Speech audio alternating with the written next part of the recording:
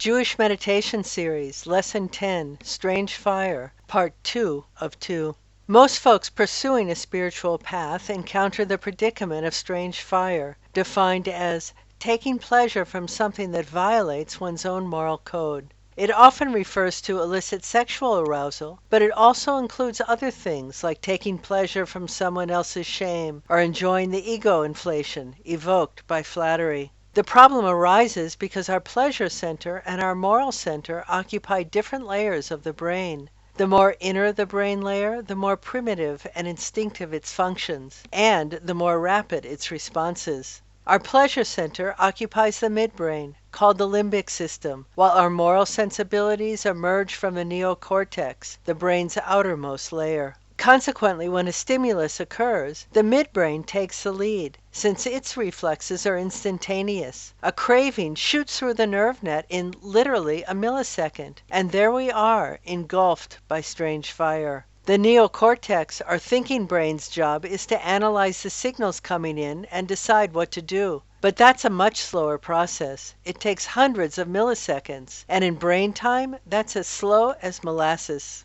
Nearly a century before modern psychology, the Tanya, published in 1797, distinguished between these two types of thought: the initial, rapid, and self-gratifying impulse, primitive and amoral, emerging from the midbrain, and the thoughtful response, incorporating moral convictions and long-term factors, produced by the neocortex when it finally notices itself engaged in a phase 1 train of thought and decides what to do about it, to pursue it, implement it, or withdraw attention from it. According to Tanya, we have no direct control over and no accountability for the former, i.e., phase 1 impulses and their knee-jerk ruminations. Attempting to suppress those illicit impulses through head-on confrontation and airtight avoidance will not succeed. That futile effort will consume huge amounts of psychic energy and produce scant results. But the second level of thought, the one that gears up more slowly, holds the big picture, and injects wisdom into the equation, that is where we can make a difference. At some point, we notice that we've spent the last bit of time occupied with strange fire.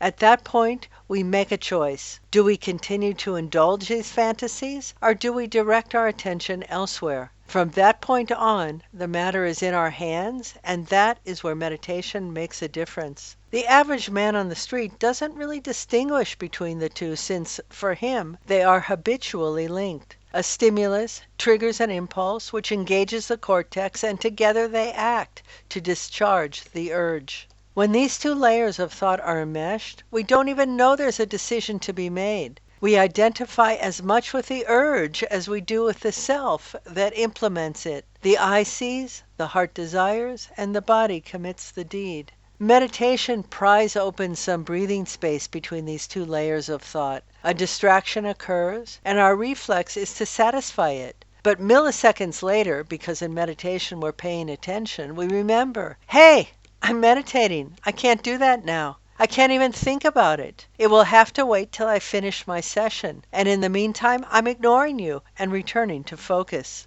In that moment, something simple but profound occurs. We send a message to our nerve net loud and clear that impulses are not us. An urgent drive, with its whirlwind of drama, gets pushed to the waiting area like everything else. When the time comes, we will assess its merits and either implement or reject them based on the costs and benefits they are likely to produce. In the course of a single meditation session, we focus, distract, and return to focus over and over again. Slowly the message sinks in that we've instituted a pause between impulse and action. Over the course of days and years and decades, with each repetition, the habit gets ever more ingrained, and we catch the impulse at ever earlier moments. At the risk of sounding dramatic, it is that millisecond of pause that sets us free. Without it, we are slaves to our eyes and to our lower nature. The eye sees, the heart desires, and the body sins. We are hardly accountable.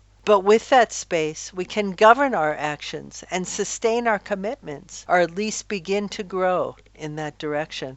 And that brings us back to strange fire and its meditative remedy called withdrawal of the senses. Instead of talking theory, I'm going to read a first-person account from a longtime practitioner who asked to remain anonymous. Withdrawal of the senses is a withholding of attention from objects of arousal. As soon as my awareness touches something that engenders lust, I withdraw my attention from it by recalling my commitments to wife, God, and dignity. If perfume wafts my way, I am mindful moment to moment of any tendency to visualize the source of the fragrance. I hold my attention instead on what's before me in a way that repels extraneous thoughts. I withdraw interest from any object that could lead to a mental moment of sexual desire. It happens in a nanosecond, in the pause between impulse and action that I have carved out through meditation.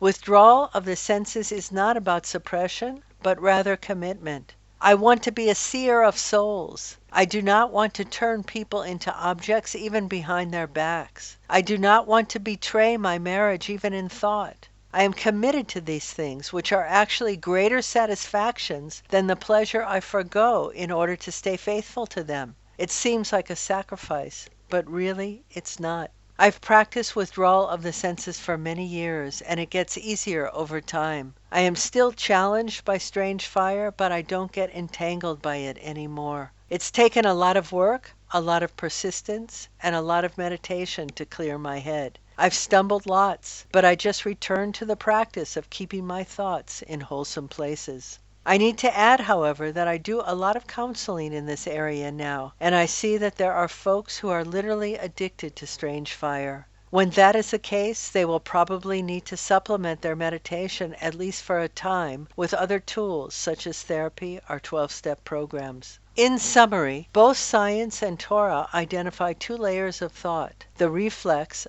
arising from the midbrain, that reacts to stimuli at lightning speed; the decision, seconds later, whether to carry on with the fantasy or withdraw our attention from it. A tug of war ensues. Our midbrain wants to extend the pleasure. Our higher self knows that it's a bad deal, that its costs will surely outweigh its gains. That's where meditation makes a difference. Its repetition of committing to focus, distracting, and then returning to it trains us to let enticements go, which is exactly what's needed to master the challenge of strange fire in daily life. Commitment to integrity motivates this work.